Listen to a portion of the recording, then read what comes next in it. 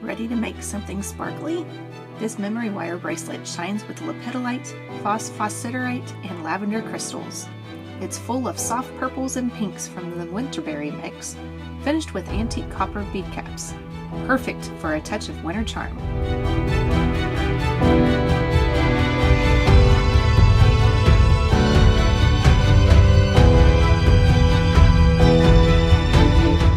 Started with your memory wire bracelet, the first thing you're going to have to do is to get out the Winterberry mix of your rondelle crystals. Now I have separated all my colors out. I ended up finding a total of 7 different colors in my mix. You may find a little bit more than 7, you may find less than 7. It kind of just depends on how your mixture is looking and how many beads that you were able to get in that mixture. So I found one that was more of a white color. We have that pink color that we used in the original, the unboxing video. That's the pink color that we used. This one is more of a grayish pink. And then we get to these colors here. These two are pretty similar to each other. Now the way that I figured these two out is when you lay them down on the mat to where you're looking at the holes of the beads right here, you can see that this one over here is more of a transparent bead, and this one over here is more opaque. So that's how I was able to depict those two colors. They're almost the exact color, except this one's more transparent and this one's more opaque. Same thing with these guys over here. These are very similar to each other, but this one's more of like a brownish purple, whereas this one's more of like a grape colored purple. So there are differences. And you can always do the same pattern, or you can do something completely different. You don't have to do it in the order that I'm going to be doing. Now this is split up into 3 different sections. So we have what I'm going to call the connector section, the rondelle section, and then the lepidolite section. So what we're going to end up doing is starting off with making a loop of our memory wire. I forgot to get my pliers out. So we're going to start off with making a loop with a memory wire. I always use my 6-step bail making pliers. It's just easier for me to do it that way. And then we're going to find one of the ends of the wire. There we go. And then I always use step number 2 when I'm making my loops for my memory wire. So this is how I always do it. You just put that into your memory wire, making sure it's focusing, and then you just twist inwards. Now you can twist outwards also. I just tend to break the memory wire when that happens, so I always twist inwards. And I'm going to continue to twist. You can see that the edge, that edge is sitting basically on top of my pliers right now. I'm going to continue to twist and make that edge be more on the side right there. Now to finish this off, I'm going to put this back in there, and I'm going to lay that first step up against where the memory wire touches the loop. And then I'm going to push backwards on it. Usually that small amount of backwardsness, I usually don't break anything. And then your loop should look something similar to that. Then that gives you an end of your memory wire. So that way you can just start stringing on. And then once you get done with it all, then we can cut off the excess and use it for the next project. Alright, so on to the pattern. The pattern itself, we're always going to start off with a larger bead. We're going to start off with the English cut crystals on this one. So this is going to be part of the connector. So when we get down to the very end, we're going to end with the English cut. Now we're going to pick up one of the phosphos beads. I'm just going to call them phosphos, since that's kind of a tongue twister. And then we're going to pick up one of our seed beads. And I think this color of the seed beads is really comparable, because it's kind of a mixture between pinks and purples. So I really think it's going to work really well. Alright, so then we have the first little section of our connector done. Now we're going to move into our rondelle section. Now like I said, I have them all in basically order from like the lightest color down to the darkest color. So we're going to pick up one of each. So we're going to pick up the white, the pink,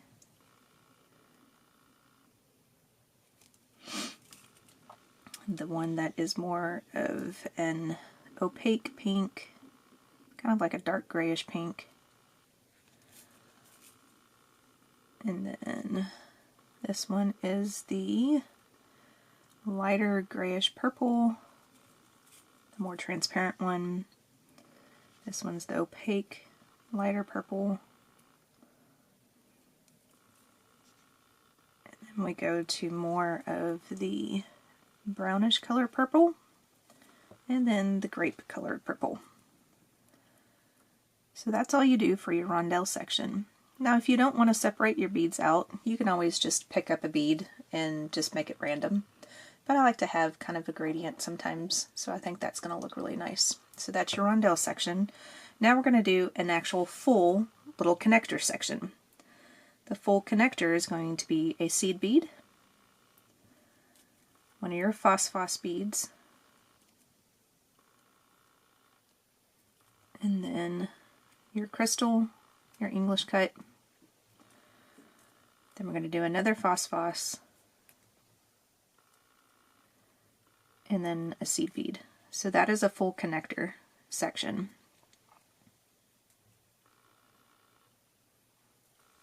So there you go. So that is a full connector section where you have the seed bead, the phosphos, your English cut, the phosphos, and the seed bead. So now we're going to do another rondelle section, going from the darkest to the lightest. So we're going to start off with the purple, or the grape color, and then the more brownish purple,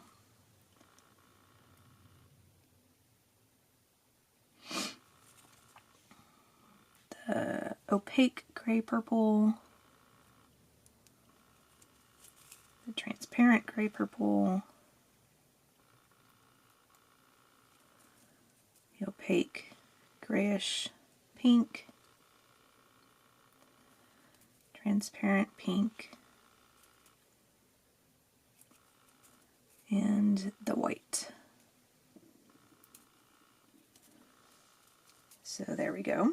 So then that's how the bracelet looks so far. So you have that little bit of a gradient of the pinks and the purples. Now we're going to do a connector again. So we're going to put the seed bead, the phosphos, the English cut, phosphos, and the seed bead. I thought this would be easier and quicker for me to just pick up the beads this time, but it seems to be taking a little extra time doing that. Alright, so there's your next connector on. Now we're going to move into our lepidolite section. Now this is going to consist of 5 lepidolite beads in this little section. The reason why I did 5 is that I want to make pretty much one complete loop around our memory wire, and in order to do that, the 5 plus the connector sections and everything ends up being just slightly over that first loop. So that way hopefully it sits right on somebody's wrist. So we're going to start off with first adding one of our bead caps in that direction. So that way when you add your lepidolite, it will be, the bead caps will be hugging the lepidolite. So put on your second bead cap. So we're going to do 5 of these sections and then the connector sections in between. So after that we do a connector section,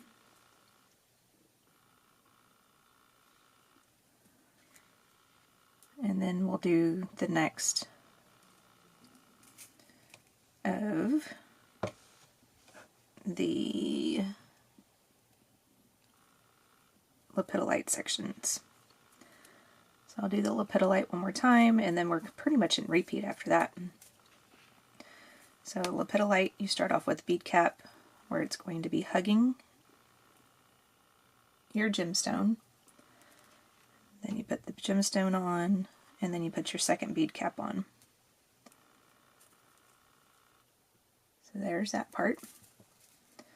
And then this is the way the bracelet looks so far. Let me get all the beads to where they're where they're sitting a little bit better together, like that. So this is how the bracelet's going to look so far. So like I said, we're going to do 5 of our lepidolite beads in this section. And then make sure that you have one of your connector sections after each one of your lepidolites. And then after that, we're going to come back and I'll show this little section one more time, and then that's pretty much what you're going to be repeating the whole time. So go ahead and get this first section done, and I will show you the next one in just a moment. Once you get your 5 of your lepidolites onto your bracelet should look something similar to this. So like I said, we have the connector in here, and then we have a connector in between each of the lepidolites, and then I make sure that there's a connector on the end of it also. So now we're going to do our little rondelle section one more time. This one we're going to start off with the white again. So we're going to go from light to dark. And then we'll do a connector section. This is just kind of a repeat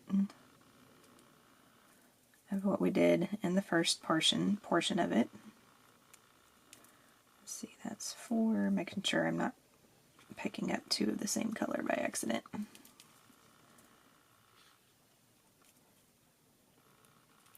And then, so we have all 7 of those colors on, the white, light pink, the gray pink, and then so on and so forth to the purple color, or the grape color. Now we have a connector section, seed bead, our phosphos, English cut, phosphos, and a seed bead. There you go. And then we're going to do our gradient, starting with the grape all the way back down to the white.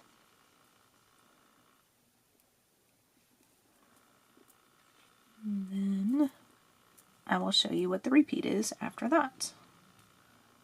I got number 4, 1, 2, 3, 4, yep. And then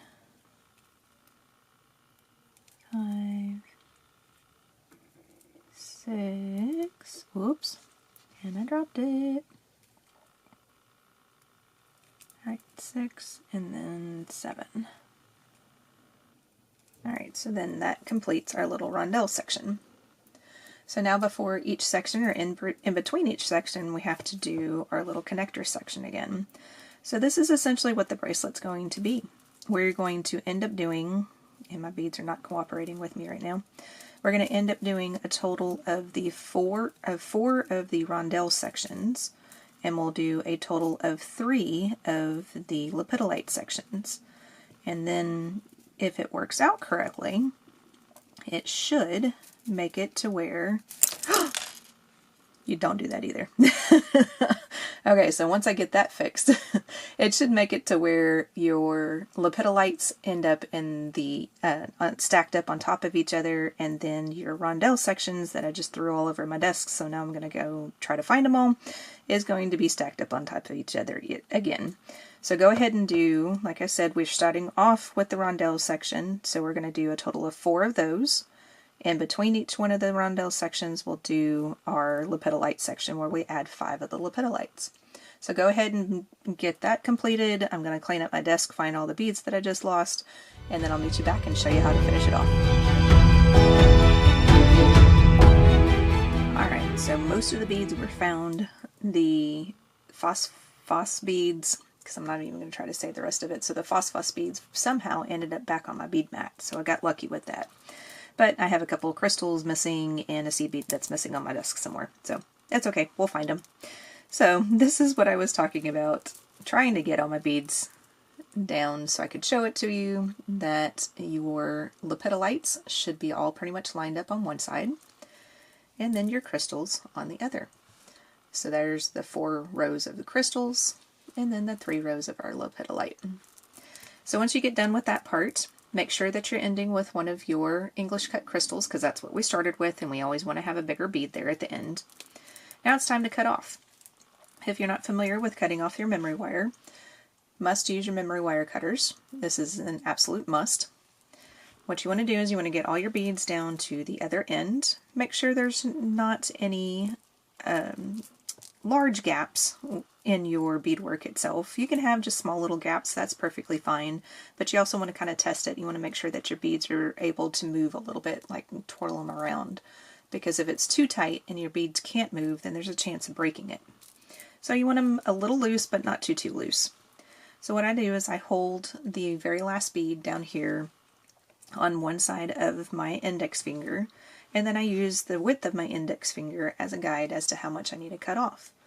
So I just put the memory wire cutters up against my index finger like this. So I'm not like pushing in too far, and I'm not like way out here. I'm just laying it up against the other side of my index finger, and then that's where I cut off. Then now we have our remaining that we can use in the next project. Then we take the bail making pliers and we make our loop the same way that we did at the very beginning, using the second step on the loop, or on the bail making pliers. Now sometimes this ends up being a little bit more, a little bit less than what you did as far as the amount that you're turning. So you can see that the edge is over here off to the side again. I still have a little bit of room left over, so I didn't go completely up to that bead. So I can put my pliers back together, use this first step of the pliers, and bend backwards just like we did with the other side of the bracelet. Then once you get that on there, you have just a little bit of pokey outy part right here. There's a couple of different ways that you can get rid of that pokey outy. If it's too much of a pokey portion, you can always use a file and try to file it down just a little bit. You can also use your pliers. Sometimes you can get your pliers and you can get that pokey part inside that actual loop down here. So there's a couple of different ways that you can get rid of it. But then that's how the bracelet looks, like that. So I'll try it on real quick. These are always so much easier to try on while recording, because it pretty much fits any type of wrist. And so when you're wearing it on your wrist, that's exactly what I was hoping that it would do, where it staggers the gemstones on one side, and if you would rather and not have the gemstones showing, you can always flip it around to the crystal side and have most of your crystals sitting there. So that is our memory wire bracelet made from the Winterberry Wishes collection from Bargain Bead Box for the month of November 2025. This bracelet has all the cozy winter vibes with those soft purples, pinks, and a touch of sparkle from the Winterberry mix. If you liked this design, don't forget to subscribe, give this video a hype, and ring the bell so you'll catch my next jewelry tutorial. I've got more beautiful ideas coming your way soon.